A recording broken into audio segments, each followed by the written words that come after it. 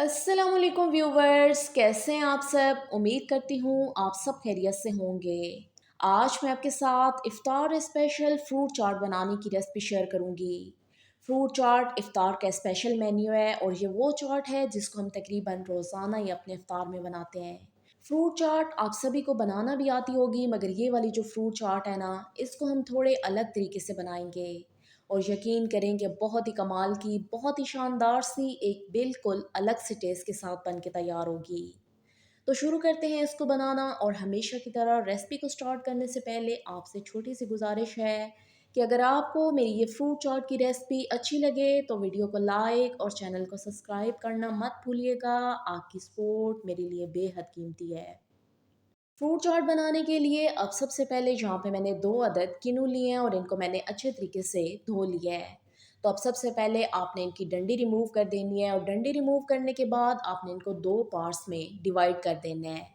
और इसके बाद अब आपने इनका सारा रस अच्छे से निकाल लेना है। तो रस निकालने के लिए यहाँ पे मैंने ये मैनुअल जूसर लिया है, क्योंकि इससे बड़ी आसानी से रस निकल के आ जाता है। अगर आपके पास ये मैनुअल जूसर ना हो तो फिर आप वैसे ही हाथ से इनका सारा रस निकाल लें। और अगर आप हाथ से इनका रस निकाल रहे हैं तो फिर ये जो मोटे मोटे बीज है ना, इनको आपने निकाल के साइड पे कर देना है। और किन्नू जहाँ पे आपने बिल्कुल फ्रेश वाले लेने हैं और ये ज़्यादा खट्टे नहीं होने चाहिए। रस को निकालने के बाद आपने इसे एक बोल में शामिल कर देना है, क्योंकि यहाँ पे अब हमने एक मिक्सचर तैयार करना है जिससे हमारी फ्रूट चाट बहुत ही जूसी बन के तैयार होगी। तो अब इस किन्नू के रस में मैं 3 टेबल स्पून पिसी हुई चीनी शामिल कर दूंगी। तो यहाँ पे मैंने चीनी को अच्छे से ग्राइंड कर लिया है, क्योंकि मिक्सिंग करने में आसानी हो जाएगी।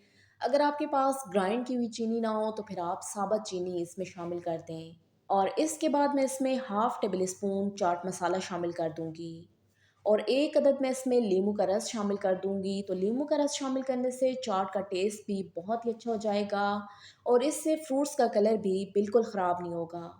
तो जब भी आप फ्रूट चाट बनाएं लाजमी इसमें नींबू का रस शामिल कर दिया करें, क्योंकि अक्सर जब सेब और केले कटे हुए पड़े रहते हैं ना, तो इनकी रंगत ख़राब हो जाती है। लेकिन जब आप इसमें नींबू का रस शामिल करेंगे तो उससे फिर फ्रूट्स की रंगत बिल्कुल भी ख़राब नहीं होगी। अब आपने इन सारी चीज़ों को अच्छे तरीके से मिक्स करना है ताकि चीनी रस में अच्छे तरीके से डिज़ोल्व हो जाए।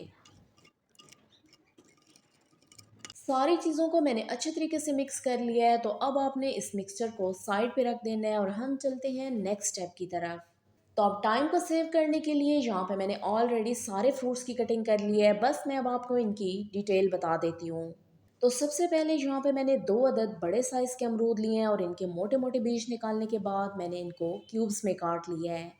इसके बाद यहाँ पे मैंने 1 अदद मीडियम साइज़ का खरबूजा लिया था और इसको भी छील के इसके मैंने क्यूब्स काट लिए हैं। 3 अदद मैंने मीडियम साइज़ के केले लिए थे और इनको मैंने स्लाइस में काट लिया है। केले आपने बारीक या क्यूब्स में नहीं काटने, क्योंकि ये फ्रूट चाट में ऐसे ही अच्छे लगते हैं। इसके बाद यहाँ पे मैंने 2 अदद बड़े साइज़ के सेब लिए हैं और इनको भी मैंने क्यूब्स में काट लिया है। अब यहाँ पे बहुत से लोग सेब का छिलका उतार देते हैं, तो ये आपकी चॉइस पे डिपेंड करता है। मैंने वैसे इनका छिलका बिल्कुल भी नहीं उतारा है। इसके बाद यहाँ पे मैंने हाफ कप अंगूर लिए हैं। वैसे अभी अंगूर का सीज़न नहीं है और कम कम ही मार्केट में अवेलेबल हैं। और अंगूर में भी क्योंकि बीज थे तो मैंने इनको काट के इनके बीज निकाल दिए हैं। इसके बाद यहाँ पे मैंने 7 से 8 दाने खजूर के लिए थे और इनकी भी गुठलियाँ निकाल के इनको भी छोटा छोटा काट लिया है। और इसके बाद यहाँ पे मैंने 4 से 5 अदद स्ट्रॉबेरीज ली थी और इनको बिल्कुल छोटे छोटे चंक्स में काट लिया है। और 1 अदद मैंने दरमियाने साइज़ की कीवी लिया है और इसको भी मैंने छोटे छोटे चंक्स में काट लिया है। अब हम सारी चीज़ों की असेंबलिंग कर लेते हैं। तो उसके लिए यहाँ पे मैंने एक बड़ा बॉल लिया है जिसमें सारे फ्रूट्स की मिक्सिंग आसानी से हो जाए। तो अब एक एक करके मैं इसमें सारे फ्रूट्स शामिल कर दूंगी। यहाँ पे फ्रूट्स की कोई रिस्ट्रिक्शन नहीं है कि आपने इसमें सारे ही फ्रूट्स शामिल करने हैं। बस जो भी सीज़न में अवेलेबल हो और जो भी आपको पसंद हो वो आप ले सकते हैं। तो यहाँ पे मैंने इसमें वही फ्रूट्स शामिल किए हैं जो कि मेरे पास अवेलेबल थे और जो कि मुझे पसंद थे। वैसे तो आप इसमें सारे फ्रूट्स ऐड कर सकते हैं, बस किन्नू कभी भी आप चंक्स की सूरत में फ्रूट चाट में ना शामिल करें। अब अक्सर लोग फ्रूट चाट में किन्नू भी शामिल कर देते हैं। तो पर्सनली मैं आपको यही कहूँगी कि अगर आपने मज़ेदार वाली फ्रूट चाट खानी है ना, तो फिर आप इसमें किन्नू काट के मत शामिल करें, वरना उससे क्या होगा कि सारी फ्रूट चाट का टेस्ट ही ख़राब हो जाएगा। और एक और बात कि स्ट्रॉबेरी और कीवी का टेस्ट क्योंकि थोड़ा सा सॉर होता है, थोड़ा सा खट्टा होता है, تو آپ نے ان کو کم ہی کوانٹٹی میں ایڈ کرنا ہے، بہت زیادہ آپ نے اس میں نہیں شامل کرنا ہے۔ میری تو یہی ریکمنڈیشن ہے، باقی آپ کی چوائس پہ ڈیپینڈ کرتا ہے۔ اب یہاں پہ میں نے سارے فروٹس کو بول میں شامل کر دیا ہے، بس تھوڑی سی اسٹرابری میں نے گارنشنگ کے لیے بچا لی ہے۔ تو اب آپ نے ان سارے فروٹس کو اچھے طریقے سے مکس کرنا ہے۔